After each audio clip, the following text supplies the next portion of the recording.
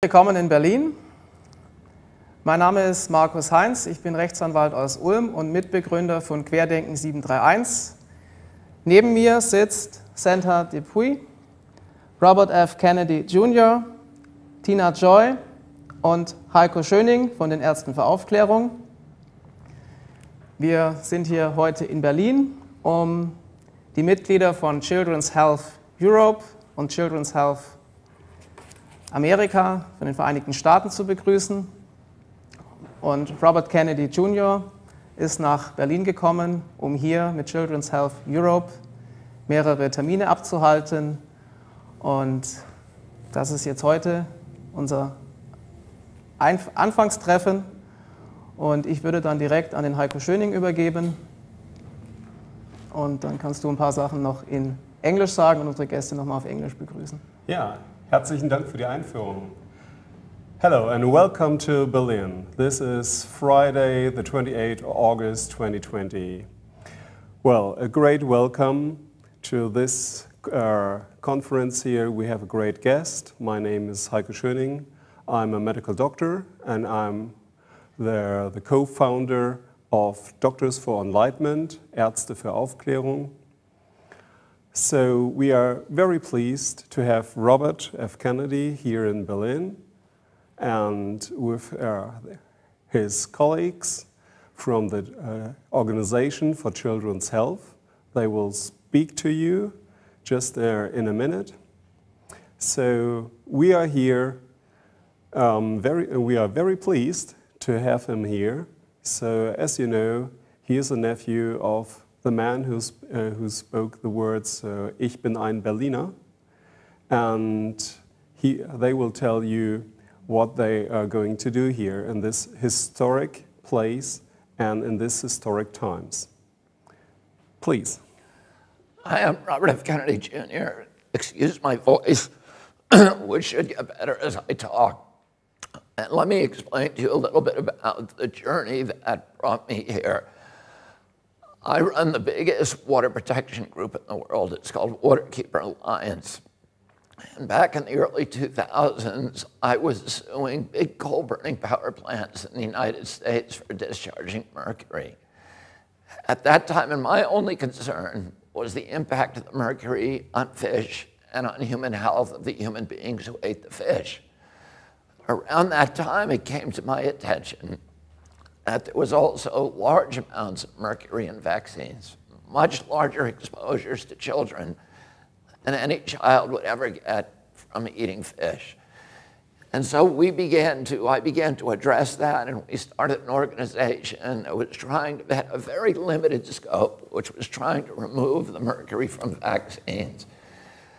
Little by little, I came to understand that there were larger problems with vaccines, and the central problem, and the one we were most deeply concerned with, was that vaccines in the United States were not safety tested. They have an exemption that is not available to any other medical product. And that exemption, which most people cannot even believe, is an artifact of CDC's legacy as the Public Health Service, which was a quasi-military agency. And at the time that the vaccine system, the vaccine program was launched, the purpose was a national defense purpose. And they wanted to make sure that vaccines could be quickly formulated and deployed in order to derail attacks by foreign countries with biological substances.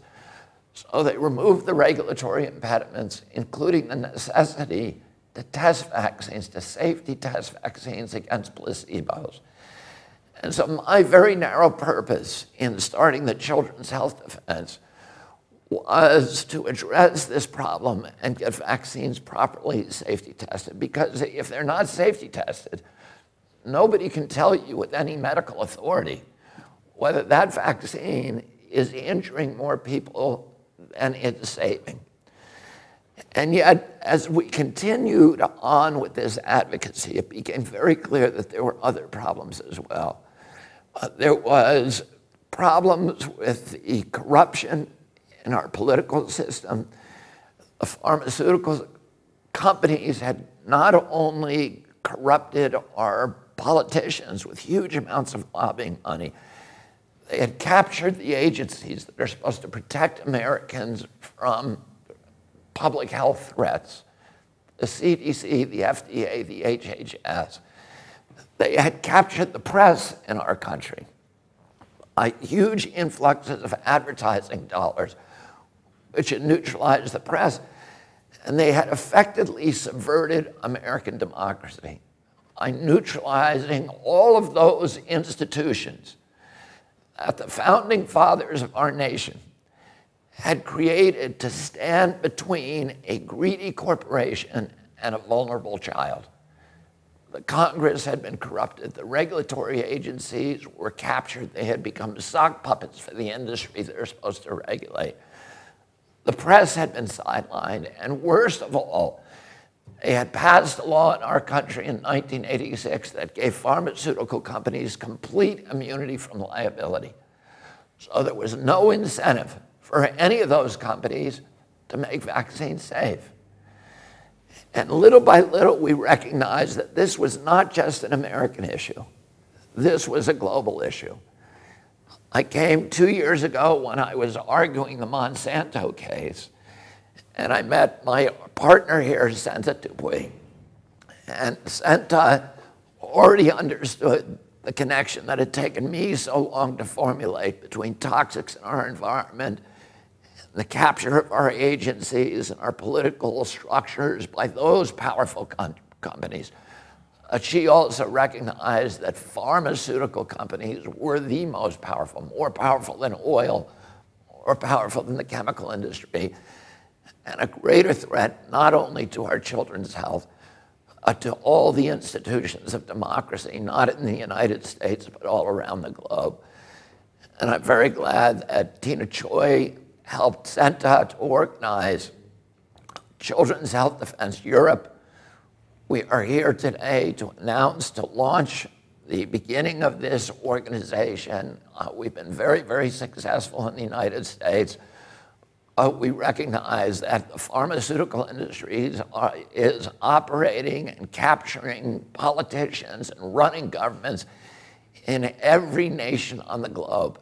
And if we win this battle just in one nation, the United States, we're still going to lose it globally. So we need people of goodwill, people who have courage, people who have a nonconformist way of thinking, who understand that we are being lied to, that the entire political structure today is saturated in pharmaceutical propaganda. And we have watched over the past few years something that is extraordinary. We are at an inflection point, I believe, in human history. The largest and most critical inflection point that humanity has ever encountered. For many years, totalitarian and authoritarian states have used the power of fear to engineer compliance in populations. I grew up understanding what happened in World War II in our country, and during the Nuremberg trials, Hermann Goering was asked by the prosecutor, how did you make the German people comply? And Goering said, it's not just Germany. This works in any country, whether it's a fascist country or a communist country or a monarchy or a democracy. All the rulers need to do is to tell people that there's something they need to be fearful of, to point a finger at that source of their fear. And you can make human beings do anything you want. You can make them go to slaughter like sheep. You can make them obey. During the same Great Depression that spawned Adolf Hitler, we were very lucky in our country that we had a leader, Franklin Roosevelt. And he said, the only thing we have to fear is fear itself. He understood that fear would drive us into totalitarianism. Well, the biosecurity agenda that people like Bill Gates and Anthony Fauci and Davos And all of these people who are running now the global economy, they have understood for years that they have a power that no totalitarian government has ever had available to it, which is the biosecurity. You know, in Hitler could point at the Jews and say, those are the big threat. We need to be frightened of them, and you guys, everybody else needs to obey so that we can fight them off. Other countries were scared of the Bolsheviks. In the United States, you know, our demagogues point to the Mexicans or dark-skinned people and say we need to be scared of them, or terrorists. And, you know, all of those things get us to voluntarily give up, relinquish our human rights, our civil rights, and walk like sheep into the abattoir. But now they have a source of fear that is the most pervasive and all-encompassing power that they've ever had, which is the fear of pandemics. Governments love pandemics the same way that they love wars, because it gives them power, it gives them control, and it gives them the capacity to impose obedience on human beings. And today we have an inflection of new technologies that give governments the capacity to impose controls on populations that have never been imagined before in human history by any tyrant in history. We have 5G, which has created a surveillance state. 5G is not here for your benefit. It's not here so that it's going to make your life better because you can download your video game in 6 seconds rather than 29. The only reason for 5G is because it allows these big data companies run by Bill Gates and Mark Zuckerberg and Jeffrey Bezos to harvest our data, to listen to your conversations on your cell phone. They've always been able to do that, but there was no way for them to transport that data, to subject it to analytics, and then to monetize it and to sell it. Bill Gates today is building a city in Arizona, 80,000 people, with a data center that will be able to take all of this new data, the data on your Alexis in your home. You think that Alexis is working for you? Alexis isn't working for you. She's spying on you. Your cell phone is spying on you. They have biometric facial recognition systems, your GPS, all the satellites that Bill Gates brags that his satellites will be able to monitor every square inch of the planet 24 hours a day. They're going to know, and then they have another innovation, which is digital currency. And once they have digitalized our currency and gotten rid of the cash economy, they have absolute control over us because they'll be able to tax every transaction. The banks will be able to cash in on every transfer of wealth, every transaction, no matter how minuscule, no matter how small. But also they'll be able to enforce obedience, because if you're disobedient, they'll be able to shut down your bank account and starve you, and you'll have no access to cash. And many people argue that this pandemic was a plandemic, that it was planned from the outset, that it's part of a sinister scheme. I can't tell you the answer to that. I don't have enough evidence. A lot of it feels very planned to me, but I don't know. I will tell you this. If you create these mechanisms for control, they become weapons of obedience for authoritarian regimes, no matter how beneficial or innocent the people who created them. Once you create them, they will be abused. 100% guarantee that they will be abused. And all of the people who are out on the street now, who are arguing with this new imposition that we're seeing all around us of authoritarian control, of people being told, wear your mask. And you know, I think everybody in Europe everybody in Germany, everybody in the United States, if they were told, here's why you should wear a mask, here's the science that says it will help, here is the science that says it works, that you will stop transmission to other people, everybody would wear it with no problem. What we know is that we're not being dealt with honestly. We're being told, this is the science. But it's not, it's an appeal to authority. It's science because Tony Fauci and Bill Gates tell us it's science. We want to see the studies.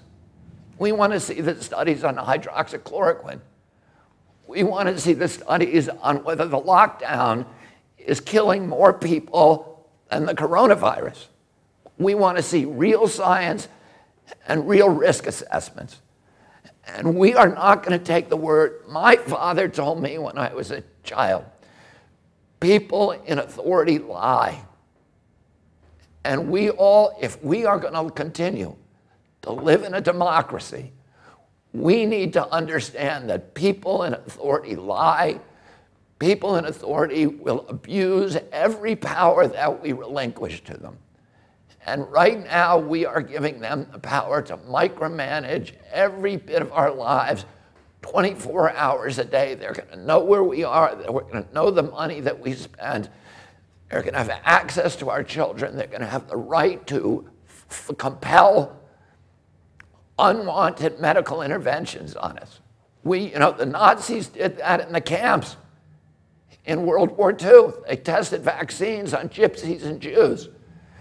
And the world was so horrified after the war, we signed the Nuremberg Charter. And we all pledged when we do that, we would never again impose unwanted medical interventions on human beings without informed consent. And yet in 2 years, all of that conviction has suddenly disappeared. And people are walking around in masks where the science has not been explained to them. They are doing what they're told. They are these government agencies are orchestrating obedience, and it is not democratic. It's not the product of democracy. It's the product of a pharmaceutical-driven biosecurity agenda that will enslave the entire human race and plunge us into a dystopian nightmare where the apocalyptical forces of ignorance and greed will be running our lives and ruining our children and destroying all the dreams and dignity that we hope to give to our children. And the launch of this organization, Children's Health Defense in Europe, is a beachhead. It's an announcement to the world that we are not going to take it. We are building institutions to fight your institutions. And you have global institutions, and we now have a global institution. And we are going to be out tomorrow with the biggest crowd in German history, and they're all going to be saying peacefully the same thing. We are not going to let you take our democracy away. We are not going to let you take our health away. We are not going to let you take our freedoms away. We are not going to let you take our children away. And I'm very proud of the people that I'm sitting at this table with, who are people who have the courage to challenge, to speak truth to power, and to think independently, and to break away from the orthodoxies that are enslaving so much of the human race.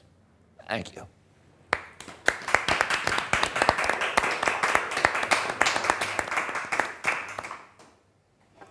Thank you very much, Mr. Chairman. If I can speak. So my name is Senta de Peut. I'm from Belgium. And perhaps just also a few words. When we met, it was at the European Parliament. And Belgium, you know, is a small country, but at the heart of the European Union.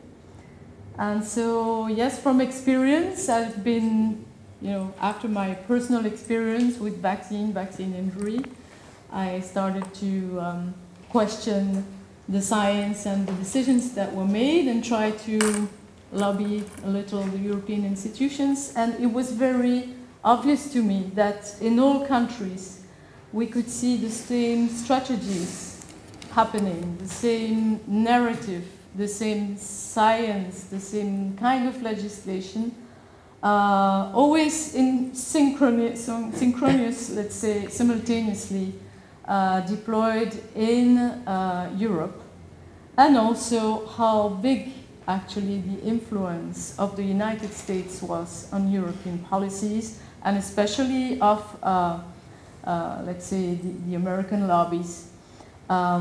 So this is not only for vaccines, it is also the case for you know, the Roundup, pesticides, and other harms. So it was very clear to me already that we had an international agenda that was being deployed everywhere without even really paying attention to the reality of what is happening into all of our countries. And so I try to, yes, let's say, collaborate with different countries in Europe. And today I'm very happy that we can finally open up a European branch of children's health defense, because I think in Europe, each country has a specific contribution that they can make. The Italians, for example, have done excellent research on many issues.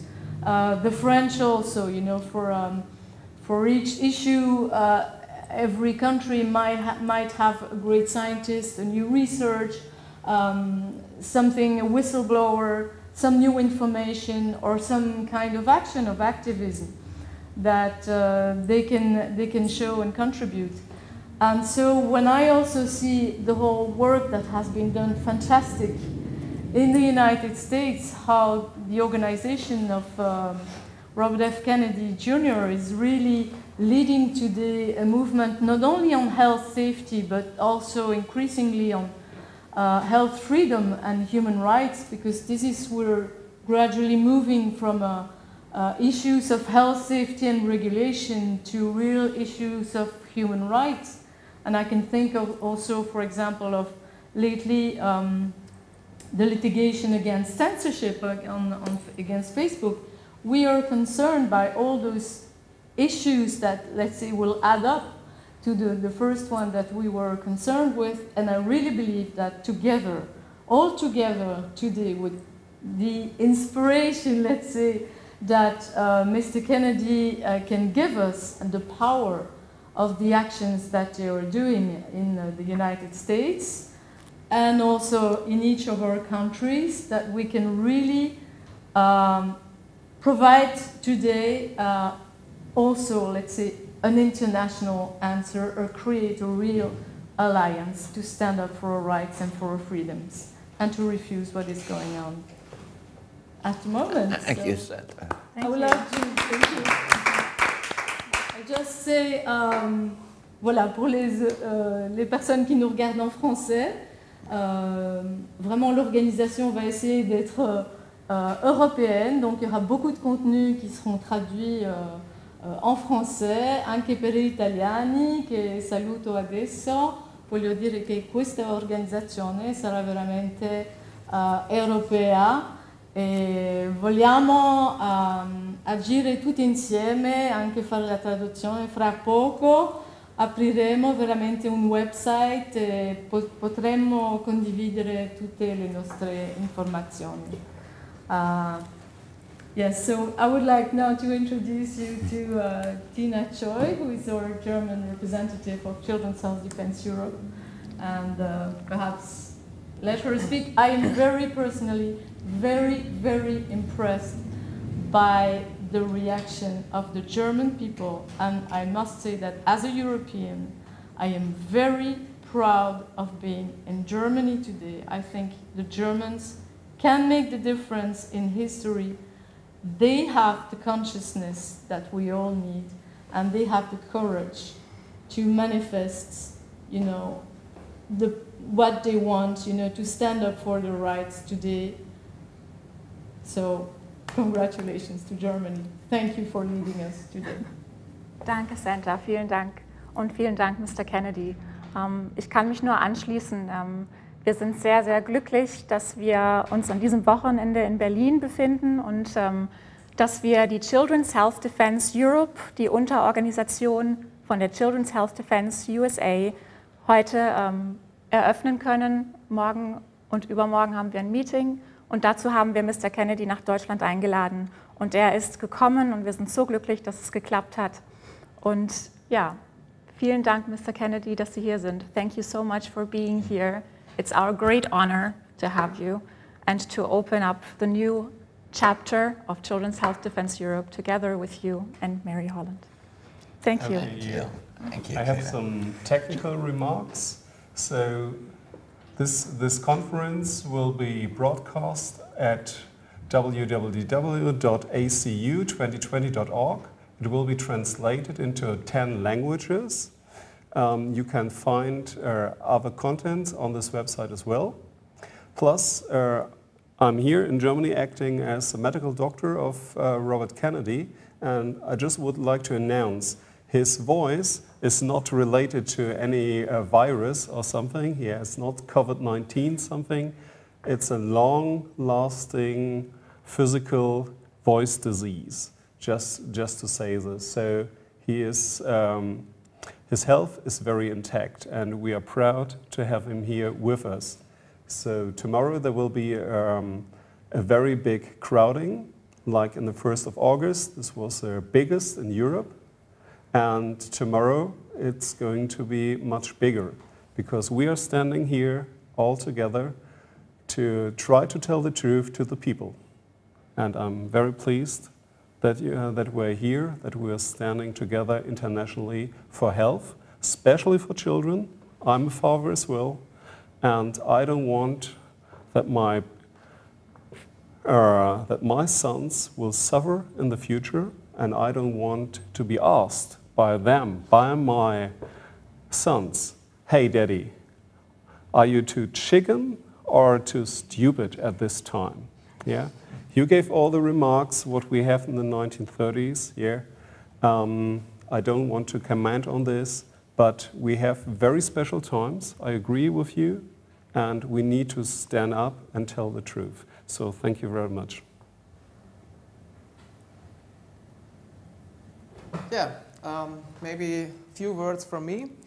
Michael Balbeck invited you to the big protest tomorrow, and you already said that you're coming. We are very pleased that you're coming, because we're a big movement for freedom, for peace. And I think this is a very strong signal to the world.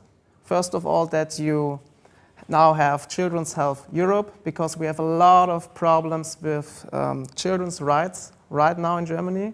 We can talk about this later, and we will talk about in some meeting in the next days. So we are very pleased to have you here. It's absolutely fantastic, and I think we can change the world with that, what we are doing this weekend in Berlin. And so I'm happy to have you here. Maybe you can say some words in Germany. Yes. Berlin, Berlin, wir fahren nach Berlin. Exactly. Berlin, Berlin, wir fahren nach Berlin. Berlin, Berlin, wir fahren nach Berlin.